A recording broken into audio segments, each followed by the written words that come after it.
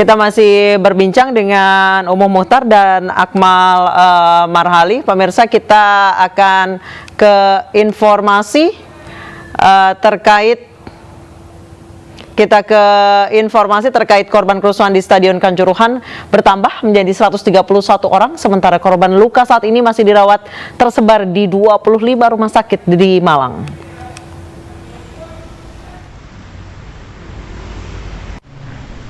Korban tewas dalam kerusuhan di Stadion Kanjuruhan bertambah menjadi 131 orang. Semua jenazah kini telah teridentifikasi dan dibawa keluarga masing-masing. Penambahan pasien korban luka juga terjadi di Rumah Sakit Saiful Anwar dan Rumah Sakit Unisma.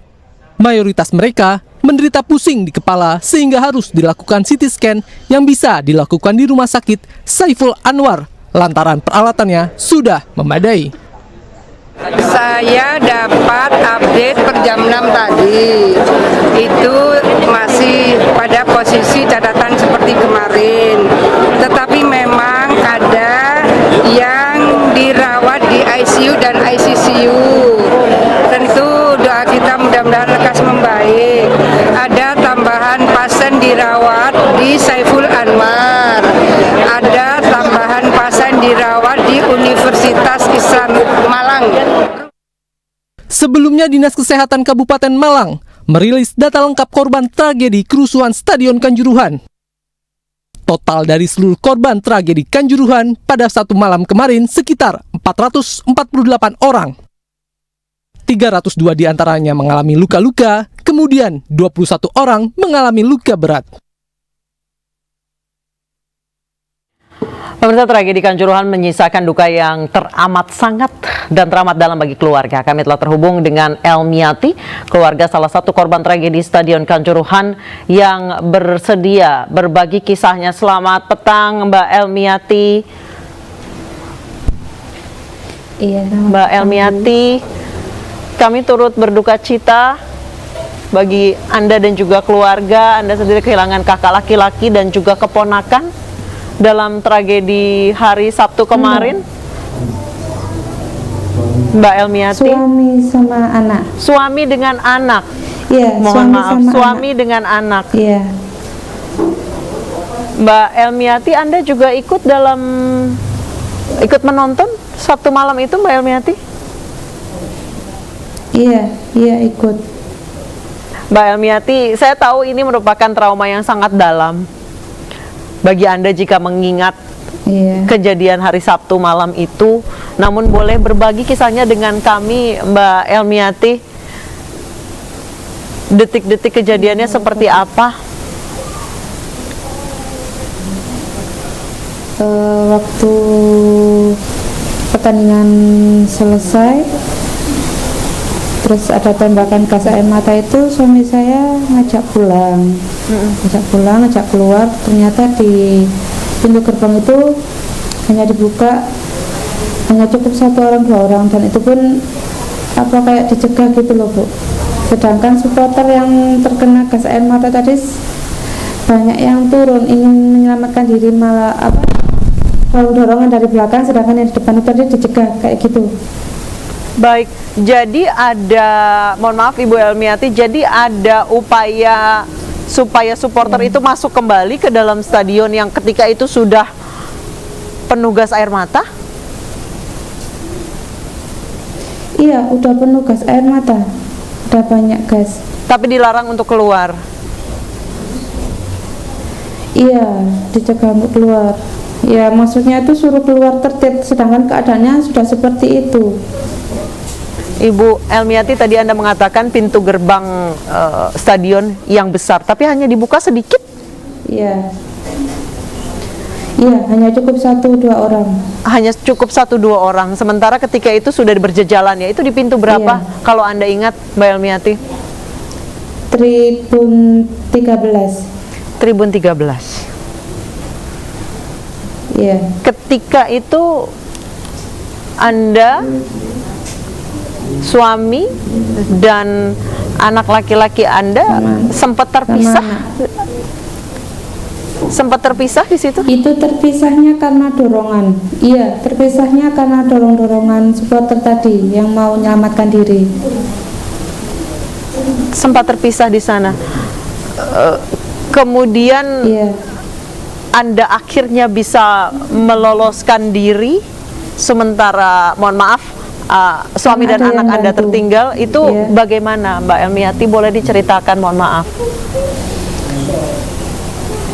Itu untuk suami saya sama anak saya selamat atau nggak selamatnya saya belum tahu ya Bu ya, karena saya itu ada yang nolong, ada yang ngajak saya ke atas tribun lagi.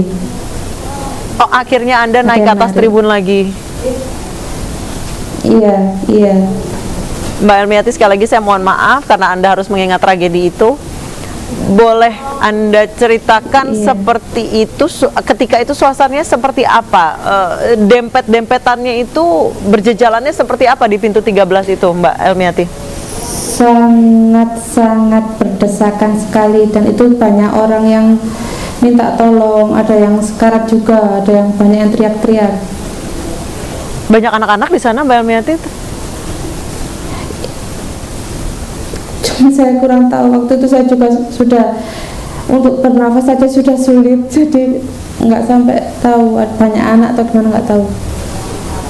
Baik, Mbak Elmiati, mohon maaf. Ketika itu yang membuat Anda sesak nafas, gas air mata, atau berhimpitannya orang, atau kombinasi keduanya, Mbak?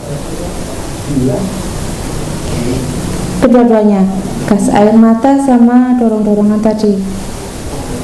Baik, terima kasih banyak Mbak Elmiati bersedia berbagi kisah dengan kami. Sekali lagi kami ucapkan duka cita yang mendalam. Semoga suami dan anak laki-laki Anda ditempatkan yang terbaik di sisi Tuhan.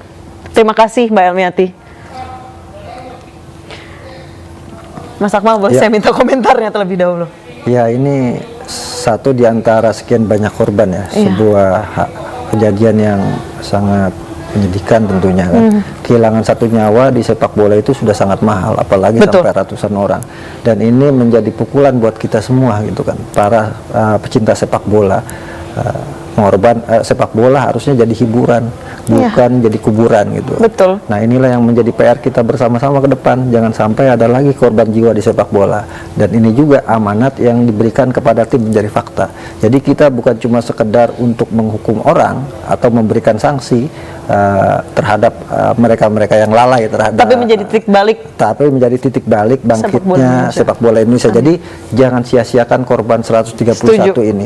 Mereka pasti bahagia kalau sepak bola kita akhirnya menjadi baik gitu kan. Tapi kemudian mereka akan sedih ketika mereka mengorbankan nyawa tapi sepak bola kita tidak berubah apa-apa. Nah, ini PR, dan PR yang harus kita perbaiki bersama-sama. Baik, saya ke Kang Umo. Kang Umo, banyak yang mempertanyakan mengapa tidak semua gerbang dibuka, kemudian mengapa tadi Ibu Elmiati bercerita bukannya dibuka selebar-lebarnya, malah dibuka hanya cukup 1-2 orang saja, mereka disuruh keluar untuk tertib, sementara kondisi di dalam itu sudah sangat kacau, sudah sangat chaos karena gas air mata. Nah, ini tuh yang jadi permasalahan ya. Harusnya itu 10 menit sebelum bubaran, itu sudah bubaran aja belum dibuka. 10 menit itu aturan sudah dibuka dimanapun. 10 menit selesai sebelum pertandingan di tiup Pak Pluit ya. Menit ke 80 itu sudah dibuka semua. Walaupun ada orang mau masuk lah 1-2 orang kali ya. Apa? Dan tidak ada arti walaupun ada orang masuk ya. Saya yakin di luar juga tidak begitu penuh karena orang sudah masuk semua. Nah ini jadi yang saya salahkan, nanti cari fakta siapa yang salah ini, petugas mana ini, siapa bagian kuncinya, siapa panpelnya, siapa gitu. Itu nanti dicari tim investigasi yang akan menentukan. Jadi kita pun tidak gegabah menuduh ini salah, ini salah. Yang salah nanti sebentar lagi pun juga akan terbuka ya. Saya yakin pihak kepolisian pun juga akan lebih teliti, akan lebih tahu di mana letak kesalahannya. Kita pers saja semua ya, kebuka-bukaan aja, jangan saling menutupi dan jangan saling tuduh ya dalam situasi begini. Apalagi menyalahkan juga bobotoh, terus orang lagi berduka, bobotohnya juga ya, pennya juga lagi berduka ya di kejuruan ini. Jadi jangan dilibatkan menuduh-nuduh dulu kepada supporternya dulu ya, dia lagi berduka. Cari aja dulu faktanya, baru nanti diberitakan di mana letak kesalahan, berapa titik, dan di situ pun juga siapa-siapa aja, ada bobotoh ya, atau ada supporter di situ, ada panpel, ada pihak keamanan yang lainnya. Nah, di situ siapa yang bersalah, apa tiga-tiganya, atau juga siapa yang paling bertanggung jawab. Nanti tim investigasi yang akan menjelaskan. Insya Allah akan terbuka ya. Ini saya sangat sayang. Ini olahraga, khususnya apalagi sepak bola. Betul. Ini untuk persatukan bangsa, persatuan kesatuan, persahabatan, persaudaraan. Disatukan di situ. Ini jadi bubar, dari bercerai, berai seperti ini. Sayang. Mudah-mudahan tadi pun juga Pak Mabuk Akmal udah dikatakan. Mudah-mudahan ini jadi momok dan ini jadi perhatian semua. Insya Allah ke depan akan lebih baik lagi sepak bola di Indonesia. Amin. Saya ke Mas Akmal. Mas Akmal, setiap pertandingan itu ada SOP terkait krisis manajemen atau tidak sih? Tadi apakah polisi juga selalu terinformasi kalau penggunaan ini A, B, C, D, E itu dilarang oleh FIFA? Ya, kalau bicara aturan semua sudah jelas aturannya. Ada regulasi yang namanya FIFA Safety and Security Stadium Regulation. Salah satunya di pasal 9 poin B, di mana senjata api dan juga gas air mata tidak boleh dijadikan alat pengamanan dalam sepak bola. Tapi kita tidak bisa kemudian menyalahkan serta-merta polisi. Kenapa? Bisa jadi polisi tidak tahu. Polisi membawa gas air mata sesuai dengan protapnya. Iya. Protap polisi ketika mengamankan kerumunan yang berpotensi untuk terjadi chaos, maka ada peluang di sana mereka melemparkan gas air mata untuk memecah massa gitu kan. Tapi ini kan untuk demonstrasi atau kegiatan-kegiatan yang outdoor gitu ya, bukan gitu. yang indoor. Jadi kan kalau outdoor ditembakkan gas air mata menyebar, ini kan di dalam stadion gitu. Nah, problemnya adalah pasti polisi tidak tahu aturan itu, aturan regulasi FIFA. Kalau tahu nggak mungkin ada senjata api dan gas air mata di dalam stadion. Artinya ada kelalaian di sini kan, kelalaian dari panpel yang tidak menyampaikan kepada polisi bahwa aturan pertandingan sepak bola berbeda dengan pengamanan demonstrasi. Gitu. Nah, inilah yang kemudian harus dicari siapa sumber masalahnya. Ada PSSI yang apakah PSSI kemudian tidak mensosialisasikan aturan ini? Atau mungkin dia sudah sosialisasikan ke Panpel, tapi Panpel tidak menjelaskan ini semua. Jangan pernah berpikir polisi itu tahu regulasi ini, karena tidak semua polisi punya passion di sepak bola. Jadi memang setiap pertandingan itu harus diinformasikan lagi, harus disosialisasikan lagi agar pengamanannya semua jelas. Dan tadi saya mengutip kata Mas Akmal, sepak bola itu hiburan bukan kuburan. Terima kasih Mas Akmal, terima kasih Kang Umuh telah bergabung bersama kami di iNewsroom. Dan pemirsa, usai jeda Stadion iNewsroom akan kembali usai jeda, tetap bersama kami. Thank you.